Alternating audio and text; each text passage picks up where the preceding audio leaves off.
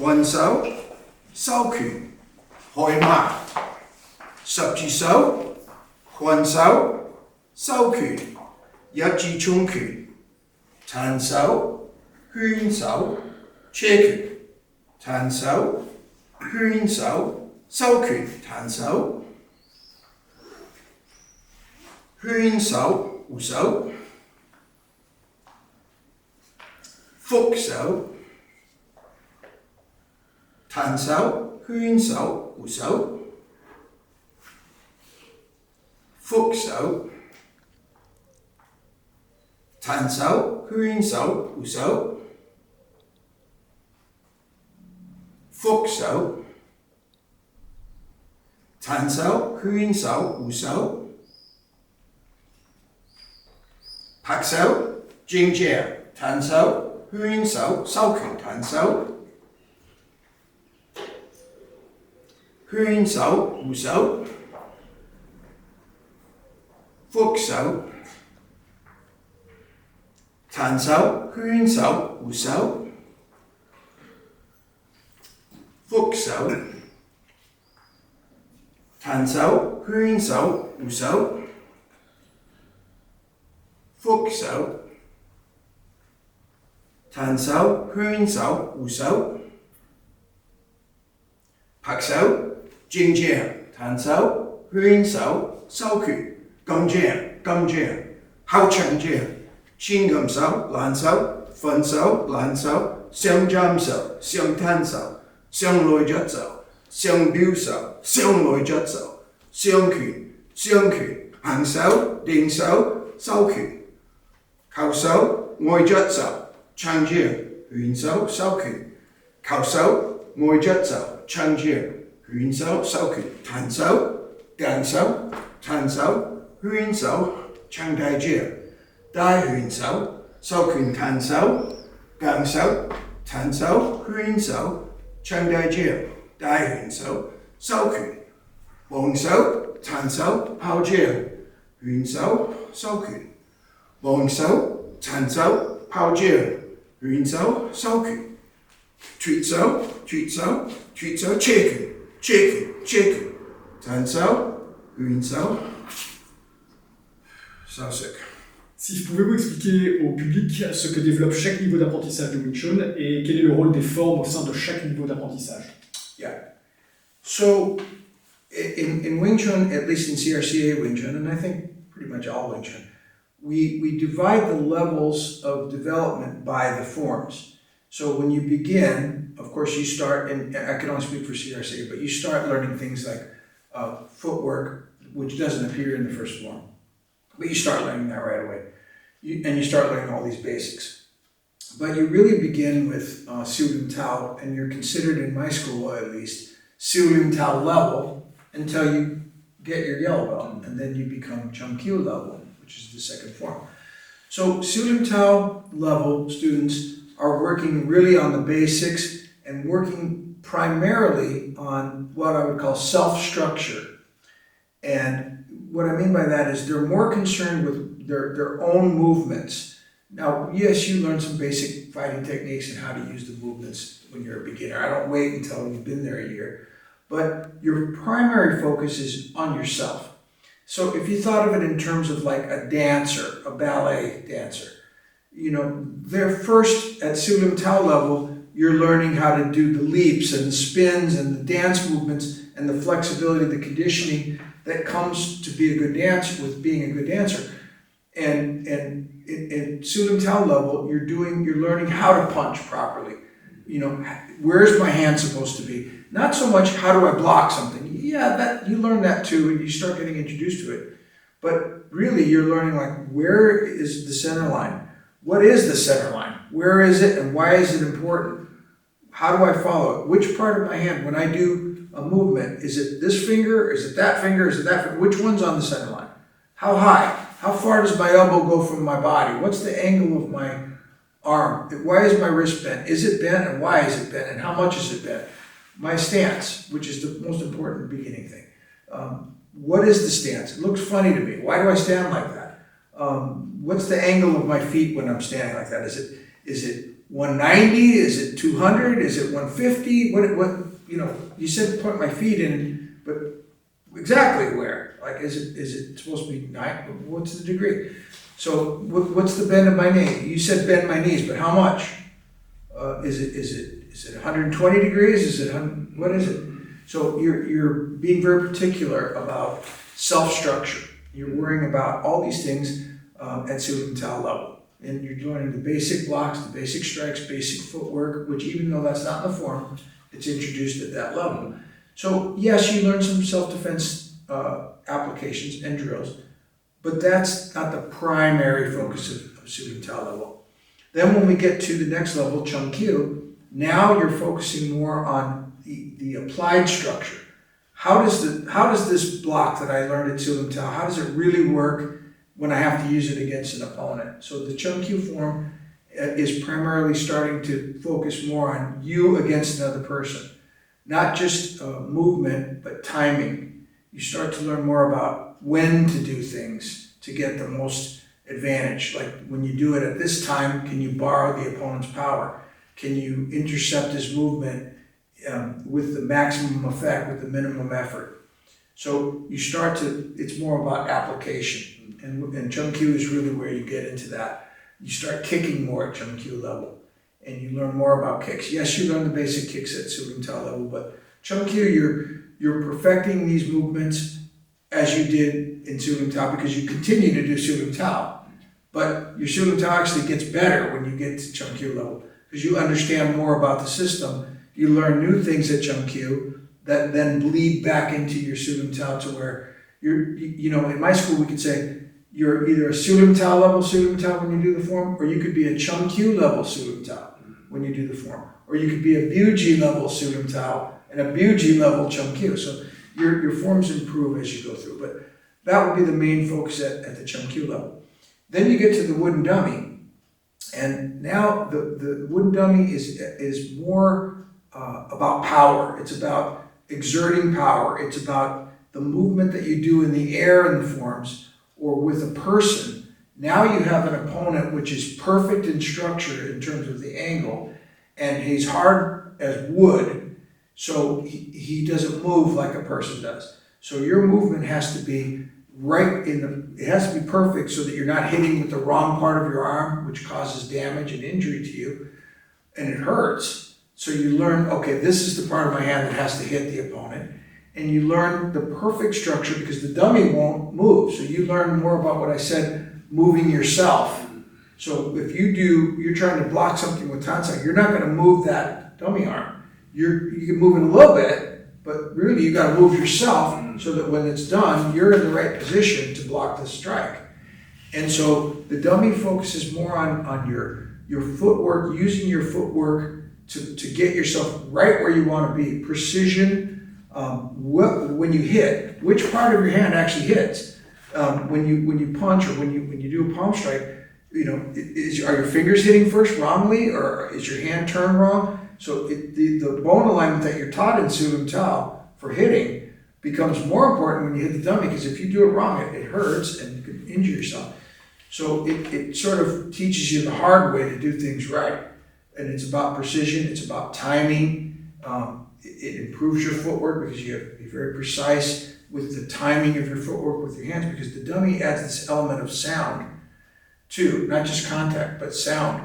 Like when I'm watching you do the form, I'm listening too to see if the arm is moving in the square holes properly, and if you're going, I know that your hand has got the right multiple directional energy, that you're actually doing the block the way it should, and pushing down the way it should, and pushing out, because I can hear all the little clicks of the dummy that it's clicking into place like it should. And that is a new element that comes with the dummy level.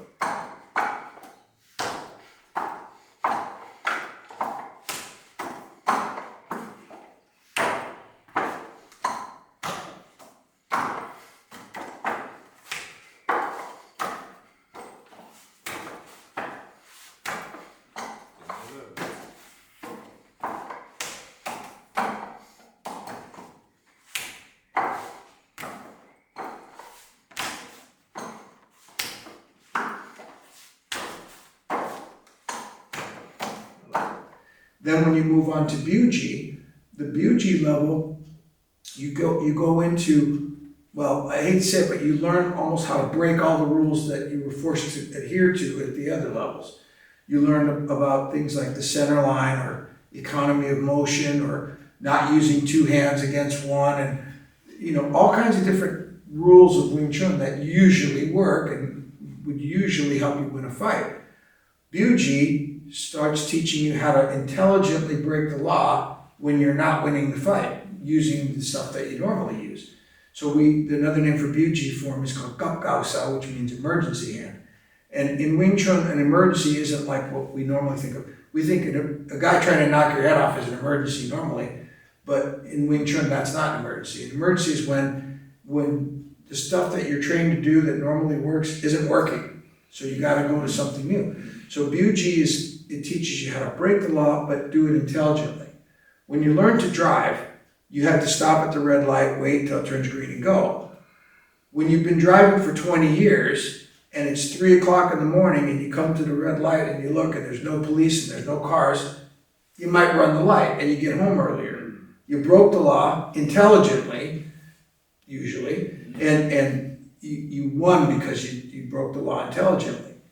And Wing Chun is like that. You have to know the rules of Wing Chun and enough to break them intelligently. You can't teach Biu Jee to the guy that is a beginner because he'll do all these bad habits and things. So Biu Jee is about emergency tactics, which also covers ground fighting. Because the old Wing Chun school of thought is, oh, well, I'm not going to need to know how to fight on the ground. Nobody will ever knock me down. So even to them, would it be an emergency if you got knocked on your ass? Because you're telling me that you don't need it. So if you did, would that be an emergency? I guess it would. So ground fighting comes in at the Biu Jee level. This is going to give me a hook punch, right? So watch this. Hook. Biu Jong Sao, and I turn. Okay, throw it. Throw it. He's not going to get you. Okay? So that's that.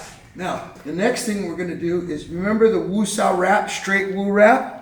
We're going to do a straight Wu wrap, and my foot is going to do a wrap. Look at my foot. Look at my hand. Okay? Now, the next thing is he's probably going to try to punch me there. But I'm going to put up Wu Sao, right? As soon as he tries to punch me. The next thing I'm going to do is hook this, Fuk Sao, right? And then I'm going to put this foot wide, like the pole. Stands like the pole. Watch this. I'm going to roll him over. And now I have Yi Ji give me a one. Ne doit pas s'appliquer ici parce que sinon vous le tirez vers vous, il est capable de remonter pour vous frapper. Right? So what we're going to do is the long bridge laps up from Biu Jee. Il a utilisé un pont. Remember long bridge? Now I can punch him, but he can't punch me. Okay? So the first thing that we're going to do is we're going to grab and punch like that. Okay? And we're going to do it, we're going to pull him over long bridge. We're not going to pull him to our hip, we're going to pull him there and punch. That's one. Number two, I'm going to smash his hand like that into the wall. See? No, I go like this and I break it like that first. Okay? Then I put my chest on his elbow and I reach under and I grab this with one side. Now I can choke him or punish him. Or if he's a prisoner at my jail, I turn him and I go, give me your hands, give me your hands, give me your hands, give me that hand. I'm not kidding, I do that. Okay? And I cuff him. Okay? But that's how I turn him over. Okay? So, I'm on top. Long bridge punch one. Don't do this because you'll break his elbow first. Want to do that? Boom! Boom! Chest here. Reach under. Grab this. Oh, he's bleeding. Oh.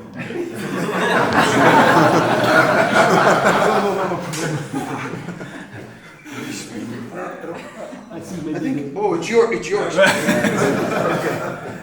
Sorry, buddy. I forgot what it was. Okay.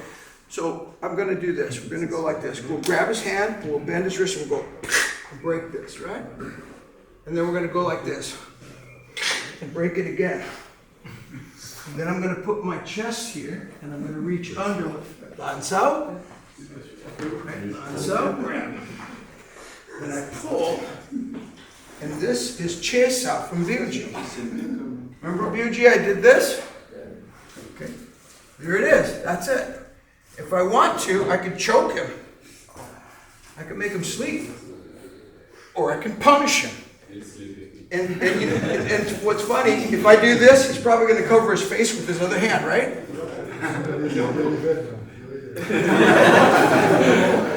Or cover your face. There's another one, okay? So let's leave all that. So here's the technique. And different kinds of power that you learn from Biu Jee, the shooting fingers, they call it. And shooting fingers, or Biu Jee, everybody thinks, well, that's Biu Jee. You know, but Biu Jee isn't, yes, it's a technique, but it's also a mindset. It's a way of moving. So Biu Jee means shooting fingers. So, you know, if you're a Chum Kiu level Chum Kiu guy and you do that chop thing and then you do this, you know, you're like that. But if you're a Biu Jee level guy and you do it, it's like, and then you can hear it, you know, it's shooting fingers. So no matter what you do, if you do it with Biu Jee type power, it's faster and you can hear it, you know, it sort of whips through the air, and that's the philosophy. Then you come to the pole form, you know, the Luk Din Bun, what we call the 6.5 point pole. So the development at the pole form level becomes, it's kind of the opposite of the wooden dummy. With the wooden dummy, you snap the wood. But when you do the pole form and you do the movements correctly, the wood snaps you. It sort of reverberates back, so you go whap, and you kind of go, and it sort of echoes through, you know, through your body. The wood makes you snap, and it develops a different kind of loose hip, sort of almost like your engine is idling when you're in neutral. And then you're kind of like always, and you're ready to just release. And the wood kind of develops that in you. It shakes you kind of in a way that helps you sort of connect the dots backwards. That power comes from this, and you're holding on to something, and it sort of almost forces you to move differently and create power. What the wood does is it has a tendency then to kind of reverberate back through your body. When you snap that pole, because there's a little bit of flexibility to it, and when you snap it, it has an effect opposite of the wooden dummy. Whereas you hit the dummy and the dummy goes boing. With the wood, whap, your body goes like this. And it has an effect because it kind of shakes you right to your feet. You have that low stance, so you develop your stance for ground fighting. A lot of times when you're on the ground, whether you're in the guard, they say nowadays, or mounted, you kind of are in that pole form stance, and you have this power base when you push off on the ground fighting. So you're developing a stance that's very useful in ground fighting. Also, when you hold the pole, it has this over and under grip, which happens a lot in ground fighting. Whether you're grabbing an arm and an arm, or a leg and an arm, or a jacket and an arm, or both sides of a jacket, or a pants, or a belt, this gripping effect. Yes, we will sometimes grab the opponent's arm. We call lai sao, and pull them in, and the grabbing of the pull. When you develop that strength, like I said, the harder you can grip, the harder you can punch. But it comes in handy when you're doing like lap sao, or movements that grab or pull. The flesh grabbing aspects of Biu Jee, where you dig your fingers into the opponent, those things are being developed by the pull. And I've often said, like, if I was in a fight and you threw me a pole, I'd probably throw it back to you. I wouldn't want it. I think I fight better with empty hand than I do with a pole. Now, if you threw me some knives, that's different. But the pole is like, I don't love it. I don't love it as a fighting implement. I'd rather be empty-handed than a pole. I don't see it as a huge asset in a fight. I wouldn't keep one in my car, But I think that the attributes that you get from pole training are the reason for the pole. It really does, and by the way, like I was talking about with the stance, you're in that low stance for the pole form. and you swing that pole, and that pole has weight, and it, you have to stop it, and it snaps, and you're in this low stance. That's developing your stance, your strength of your stance, not just standing low and square. That's tough enough as it is.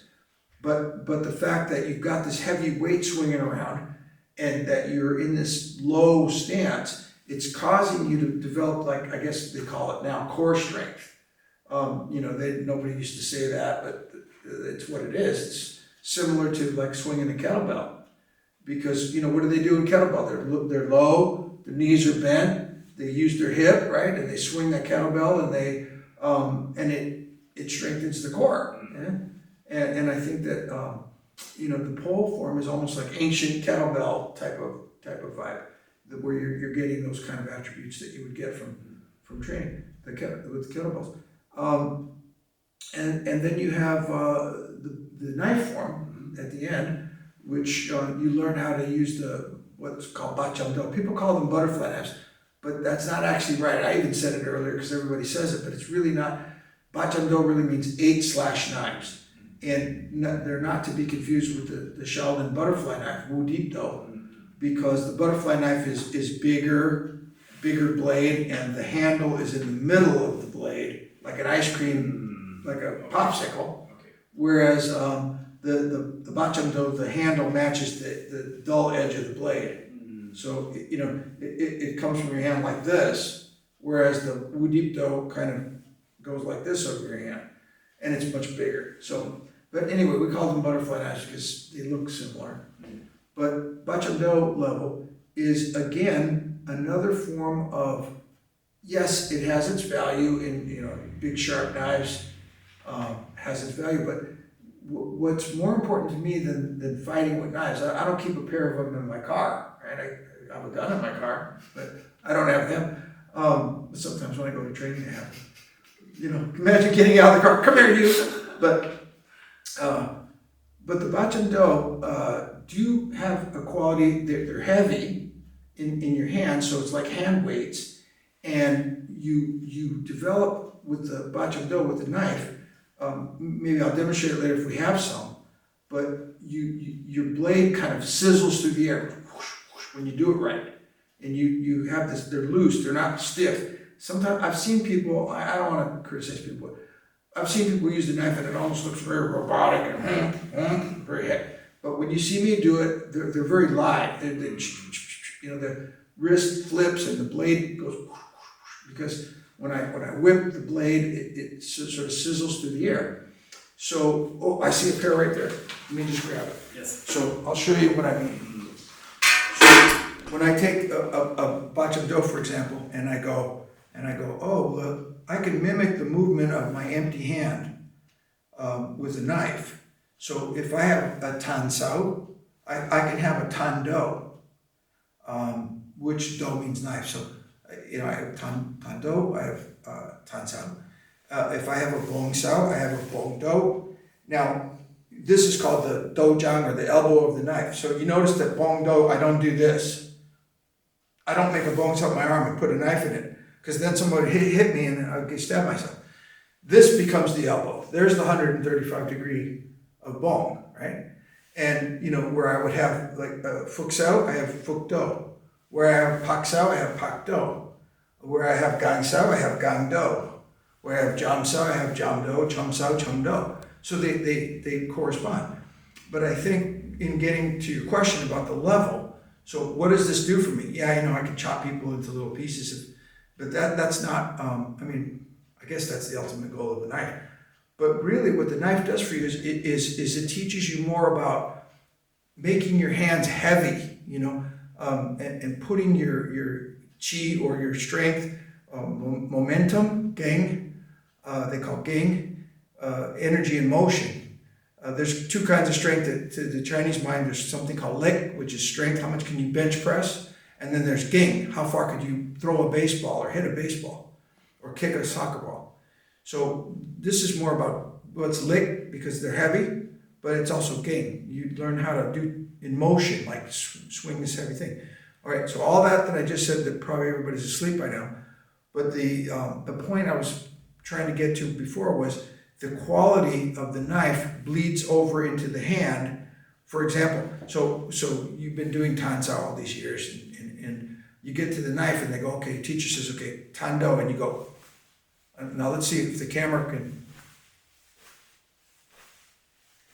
and then you go tan sao, and then teacher goes, no, do ba jam do level tan sao.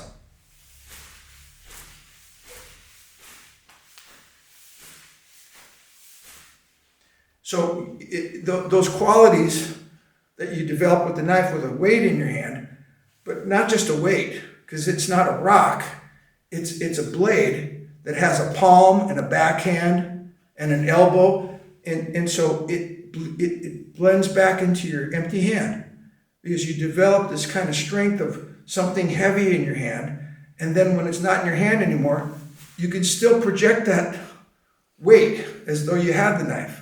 And I think that's more important than the knife itself.